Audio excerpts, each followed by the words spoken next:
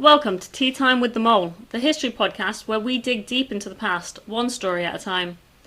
I'm Rachel, and each episode I'll be sitting down with my dad, El Topo, cave and tunnel guide, to unearth the hidden tales, understand important events, and remember the people that shaped our Gibraltar. From military mystery to moments in history, we're here to shine a light on the stories buried beneath the surface. So grab a cup of tea, get comfy, and let's start digging. Hi, Dad, and welcome back to your own podcast. We're without our camera woman, Georgina, today, so I'm going to do my absolute best. I probably won't do the whole thing on selfie mode, but we're here at City Under Siege. I don't think I've been up here, not even in my childhood, so it's new to me.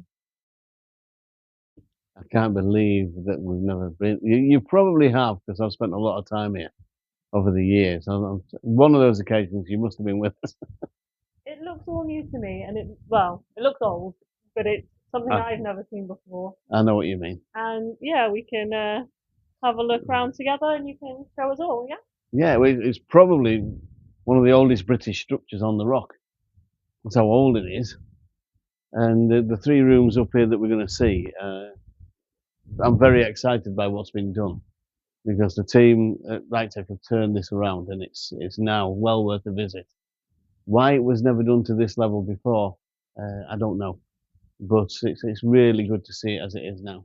So what are we looking at here today? But these are military magazines. A magazine is somewhere where you store your gunpowder. Even today, a magazine is where you store your bullets and bombs. It's from the French magasin. So a lot of what we say, as I've told you before, what we say in defence, a lot of it is French. But we'll walk you through, and we've turned the magazines into displays. So you'll see that all the magazines are displayed, like this building here, is protected with another outer wall. So they're massively thick walls, thick roof. So we're going to stop those incoming shot from getting at our powder stores. Okay? And that means a lot of soldiers on duty at different hours. And what we have is so much evidence of the soldiers that were here before. If you look at the wall and taking some of the dates that are on the wall, when I first started touching at military history, I thought the 1700s was a time of illiteracy for our armed forces. But you can see here the calligraphy lines cut in the wall and the dates. 1736. It's unreal. And they're actually, in a lot of cases, putting on the walls what they can see in the bay.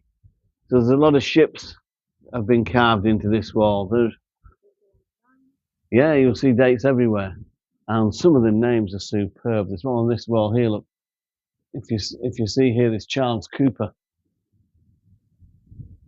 And William White of the 54th Regiment of Foot in 1750 something. We've lost the end letter, the end numeral there, but it's absolutely stunning. Look at the ship. That man of war under sail.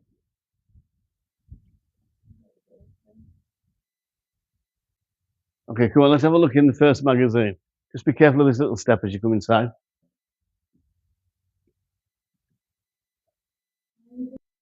You didn't tell me there was mannequins. Me too. He'll be fine. He'll be fine. Like that. He doesn't chat back. You haven't seen him before? Tell me about him. He's recently restored by Gail Francis. She's done a brilliant job on him. But this is a Manchester Volunteer. That's the dress he's in. So you can see Royal Manchester Volunteer, RMV, on the breastplate.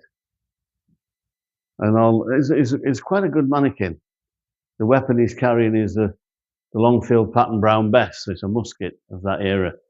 And it was a very, very prolific weapon for its day. In fact, Rudyard Kipling actually wrote a poem about it, which I'll see if I can get a copy of it to you, because he actually mentions Gibraltar in the poem about the Brown Bess. But this just talks about his uniform and how the things came about. So what we're trying to do here in these rooms is deliver some of Gibraltar's history. We've tried not to damage anything in the walls. Well, we haven't. We haven't touched the inside walls apart from giving them a quick dust off and clean. and we brought in artifacts which are worthy of display.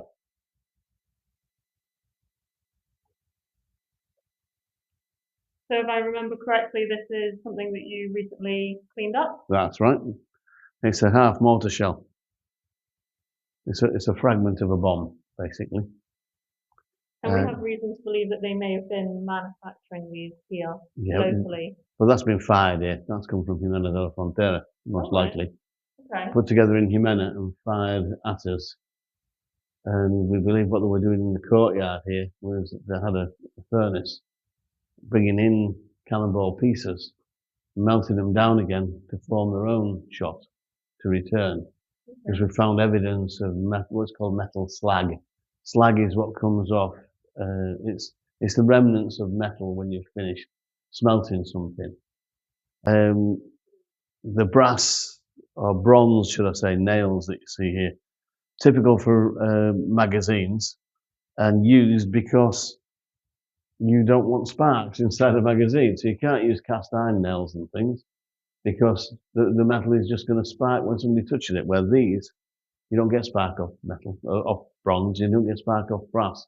So bronze nails were very common in doors and things for military magazines. So the 24 pounders again, all found around Gib at different places and handed in. So I've had great fun cleaning them up and preparing them to go out. The little carronade, as it's called, the little gun here, is the last one that I've done. I'm really, really happy with how it's come out. And I had some really good help from Shay Wilson doing this, a lad who's on our staff, who's a bit more muscular than me at the moment. I can't lift and shift. And he was very, very helpful in the cleaning and production of this. It's a gorgeous piece. It's late 1700s, early 1800s. Okay. So it's a British period. It's probably seen use on the rock. They're called smashers. You normally find them on ships this size, and they were used to batter through the sides of ships to cause splinters to go into the crew, below decks. So if crews were serving a gun, suddenly they get covered in splinters of wood, it wouldn't do them any good. And that's what they were for. But they did have land use as well. And somewhere like this, you'd probably find one at the top of the road, outside by a barricade. They're going to do exactly the same thing and send what we call grape shot, but it's a bit like buckshot from a shotgun. It's going to send lots and lots of small pieces out into the enemy as they approach. It's close quarters weapon. And this is a replica of that long field pattern brown vest that you see with the mannequin. So you can see the bayonet, the field type bayonet, and some of the shot that have been handed in for display. So I know what a bayonet is because in my childhood, whenever we were in a rush somewhere, you would say bayonet drill. Yes, yeah, I know. No, the in twist out, a proper reason for that is bayonets from Second World War and First World War and on had grooves in the side of it, like suction grooves. So when you stabbed into somebody, the bayonet itself would get stuck in there. You couldn't pull it out. There's too much suction. So what you had to do literally was turn the weapon sideways, twist it and out. So in, twist, out. It's how you remove the bayonet from the victim. That's what it's talking about. And you know where the word bayonet comes from? Okay. It's from the French. It's the town, Bayonne, where the word bayonet. Okay. Useless information you may never need again, but there we go. Okay, so moving on? Yeah, we'll go into this shot yard. You say shot yard? Shot yard.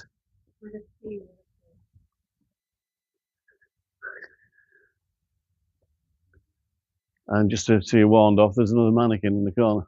Fun. Yeah, he doesn't look very happy, does he? He doesn't look particularly happy. I'll keep with him. So, what am I looking at? That's an alchemy. That's where they would mix gunpowder and get it to the right consistency before getting it out to test it and then send it out to the troops. But if you walk this way around, this first board that we have, this information panel here, It shows the restoration works that's been done.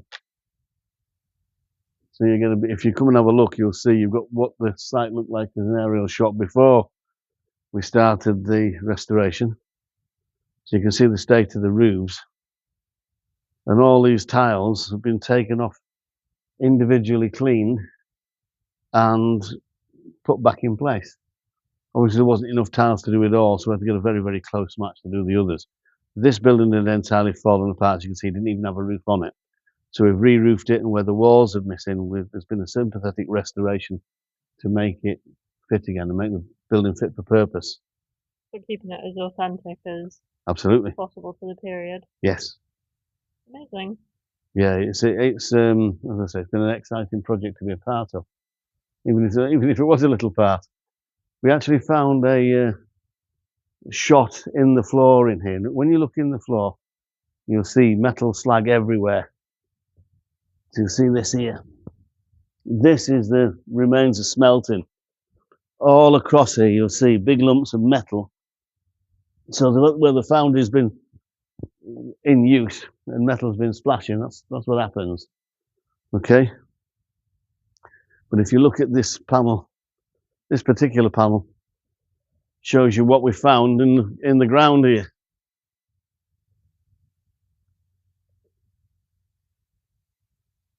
So that full cannonball there is a little 2-pounder. Oh, sorry, 4-pounder. Okay. And it's actually marked.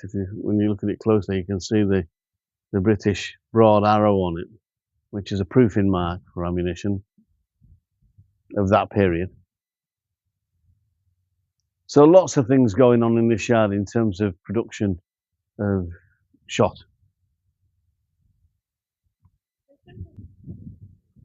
Now the shot yard, I think, predates these magazine buildings quite significantly, I believe. And we have some evidence in the wall here when you look at this wall, which again, we're speculating as best we can, but you'll see little circular indents in the wall, which my opinion is that is musket shot balls that have hit the wall. And I think what's going on here is the testing of powder batches. So the alchemy produces a batch of gunpowder. They take a sample of it, give it to a soldier. He comes out here, loads it, fires it, and if it responds well, or the ball responds well to the powder inside, then that batch is proved and it's sent off to do its job. But to see that in the wall, I think is superb.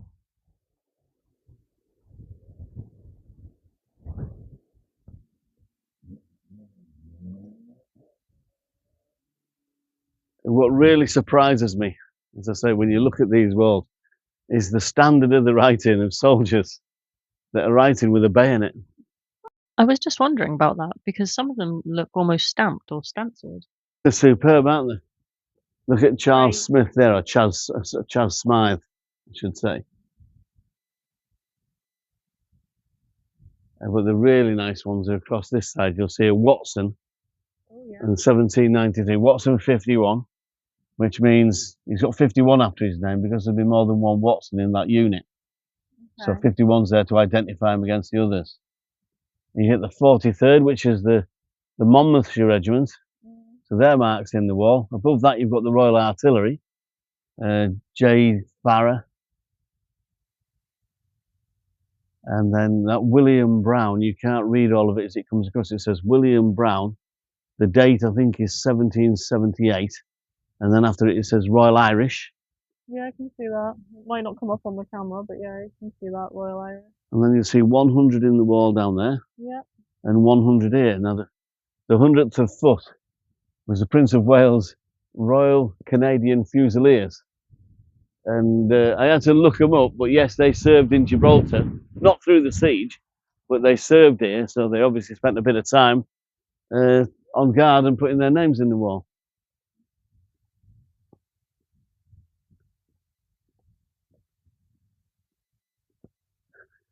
Into magazine 2.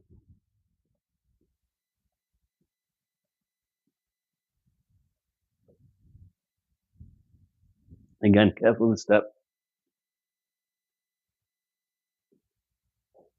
you can see we're not completely finished on here. We have a cabinet in this corner that's really badly lit. Well, it's not lit yet. The LEDs are still due to come into there in the next day or so. But what's in there is an old olive press that was found on this site. That's an olive press. You can see it really clearly on here. And this, what we've discovered there, is the thread, which is this thing here, and the screw. I do know that you can get a bit of an angle of it quite clearly there. It's the light shining through it. But I would encourage everyone to come up and have a look for themselves. Absolutely. I think it's fantastic to know that it was found on this site, because I do know that old magazines, because of the thickness of the walls, when there was no conflict, it was quite commonplace for them to turn them into presses, because you could get your cross beams into the wall and get sufficient pressure to push down to squeeze the oil out of the olives without breaking the walls. Because if you imagine, that's a lot of pressure on brick, so it works. And this one again, we have a few artifacts in terms of inkwells, and a commemorative coin there that was issued to soldiers. That's I'm not sure if that's a replica or not. I've got to remind myself on that, because it doesn't belong to me. It's brought up to put on display, but it's a beautiful thing. And the books you can see at the end are accounts of the Great Siege, just extracts from Samuel Ansell, from Lady Green, and from a lady called Catherine Upton. They actually wrote their accounts while the siege was going on, so it's good to have those. You can see one side of it is actually in their writing, and the more readable translation on the other side. And some of these items that have been handed in, the bone spoon. I mean, they've been producing bone spoons since the Roman times, but to be found around a site like this, it's probably been produced by a soldier who needed a new utensil, so he's got a bit of rib bone and carved it through and made his own spoon. And the buttons, bone buttons, again, normally cut from rib bone of pork or beef. Wet the bone so it's mushy, cut it out, let it dry, and make a button out of it. This is an interesting, it took quite a while doing this. I started a number of years ago when I was reading John Drinkwater. I started wondering, because he'd say a deserter left from the 20th Regiment, and then it'd say another deserter from the 43rd or whatever. And I wonder just how many people deserted from here. I thought, okay, I'm going to make myself a spreadsheet that deals with how many people left the garrison. And then I found some coming in, so I thought, okay, another column. Let's do how many come in and how many go out, expecting it to be hundreds leaving and maybe one or two coming in this way, because we're the ones that are under siege. And when you do the maths on it, it's almost even. You can see the difference is next to nothing. So the total leaving the garrison over the period of the Great Siege, 85. Total coming into the garrison, 81. So there's zero difference, really, in real terms of how many people deserted. And that just shows that conditions across in the lines of La Linea were no better than conditions here in Gibraltar. They were suffering the privations of no water, no food, limited ammunition, limited clothing, living a very austere life in their trenches as we were living on this side. But come and take a view. Come and let's have a look at the view from the back. So we've gone to the end of the tour. No way out. Very clever. Dead end here. Just tell a bit more then about the Great Siege. So I'm imagining the Great Siege, this is the longest siege. That's why it's called the Great, yeah? That's exactly why it's called the Great Siege. Okay, how many sieges were Gibraltar under during our history? Under British time, there's been 3 sieges. I mean, some will refer to what's gone on in the frontier in the past when the frontier was closed as a 4th siege or the 15th siege. But it's when you look at military sieges, 1704, when we first took the place, we were immediately besieged, which you would expect. But we obviously won through. We then have a period where we're not under siege till 1727. In the meantime, between those two sieges in 1713, the rock is ceded to Britain under the Treaty of Utrecht, under Article 10. So the King of Spain gives it to us forever under Article 10. But somehow that yes, but somehow him giving it to us forever in 1713 doesn't mean he doesn't want it back. Seems a bit political, a bit politician speak. So he's still after it back. So 1727 we go back under siege. They're obviously unsuccessful again until we get into 1779. As I say, 1779, we Brits have got very few friends around the world. 1778, France declares war on us. 1779, Spain declares war on us. But we're already involved in this rather large fight over in America in the War of Independence. And it's because of our commitment to what's happening in America, that's when the Spanish and French got together. They held a treaty meeting of their own in a place called Aranjuez, up by Madrid. And the outcome of that was that they would work together to take back areas off their coastlines that these thieving Brits had robbed in previous years. They would then work together to take Gibraltar as a precursor to the invasion of Great Britain. So that's their short, medium, and long-term plan under the Treaty of Aranjuez. So, as I say, 1779, Gibraltar goes back under siege for the longest siege of the British have ever withstood. Okay, and during that time, there was obviously the outbreak of smallpox, the starvation, all that information is down. It's all there for you to see. So it was a horrible time for people to live through, and I imagine the civilian population was still here, unlike World War II when everyone was evacuated. Certain people were evacuated. Those that could be evacuated were, and those that chose to stay behind did. So you still had civilians here, but the privations of that time. I mean, children dying of smallpox or whatever, it was ridiculous. And Lady Green, she wrote her memoirs. Some of them are in that room that we just visited, and you'll see where she's urging the governor, General Elliot, to vaccinate the children, or to inoculate, and he wouldn't do it. He was afraid that to inoculate the smallpox, giving everybody a small dose of the disease, could put all his garrison down. So he didn't want to do that. He refused to do it. So they were not building an immunity to it. But again, we won through. Somehow, with all this deprivation and all this starvation, we still managed to survive scurvy and smallpox and come through the other end of it as victors in the siege. Hi, Dad. Thank you for this tour today. No tea on this occasion. And no camera girl. Hopefully we'll have her back next week. Next week, haze level? Hopefully, yeah. We'll see what the noise levels are like down there. Just down the road from here. And you don't need tea next week because we've got the bar down there. Fabulous. I look forward to it. But I do feel robbed that you never brought in today. I have to take some work. That other thing I do and get paid for. Oh. All right, I'll let you off. Thank you. Alright, you could have brought the tea anyway. Okay, so we'll see you all next week. Or you'll see us. Bye. Bye-bye.